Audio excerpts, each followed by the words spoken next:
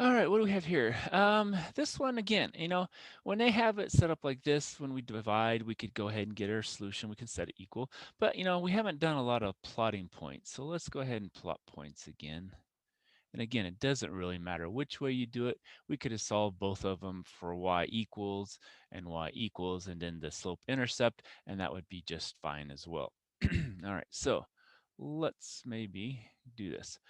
Um, Here we're going to have divided by 2. So these are going to be multiples of 2. That's going to be multiples of 2. So let's do maybe 0 to 4 again. I don't know.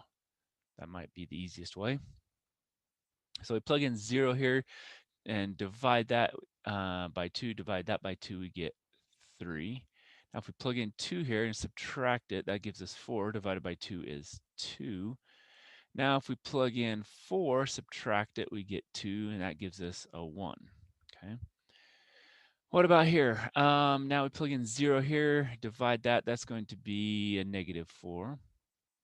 Plug in a 2 here, that's 10. Subtract that, that's going to be 6 divided by 4, so that's going to be 3 halves, and it's going to be negative.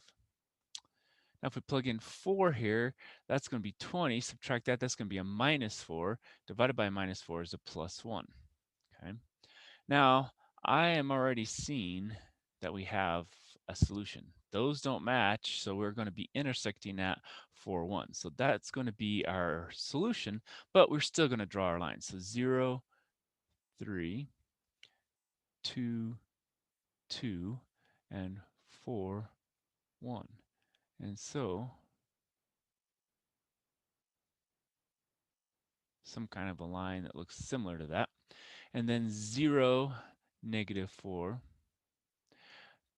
2, and then negative 3 halves, so negative 1.5. So this is one of those where, we're plotting a point we're not exactly sure about, or we're going to try to plot a point. And then we have our 4, 1 again. And so then that is our line there. And our intersection then is the 4, 1. Now, because we got a solution, we have to check it. So we plug in 4, and we get 4 plus 2 times 1 equals 6. Well, that's 4 plus 2 equals 6. Well, that's 6 equals 6, so that checks. So it works in that equation. Now, what about 5 times 4? And then we'll have minus 4 times 1 equals 16. So 20 minus 4 equals 16. Well, that's 16 equals 16, so that checks as well. All right. So again, plotting points or solving and getting into the slope-intercept form is either one is fine, and you just have to do your plotting of the points and you get your answer. All right, what about this one? Well, this one's kind of a screwy one. So I would say let's solve for y, because what we can do is we can change the sign of that one. We can make that, we're basically going to multiply that by a negative 1. So we'll have y equals, change the sign there, that's 5x. Change the sign there, that's minus 1. That was easy. Now here, let's subtract x from both sides. And so then that gives us a negative y equals minus x minus 3. Change the signs, and they all become positive. So we get y equals x plus 3. All right, so now what we do is we plot our points. So we have a negative 1. So we have that point there.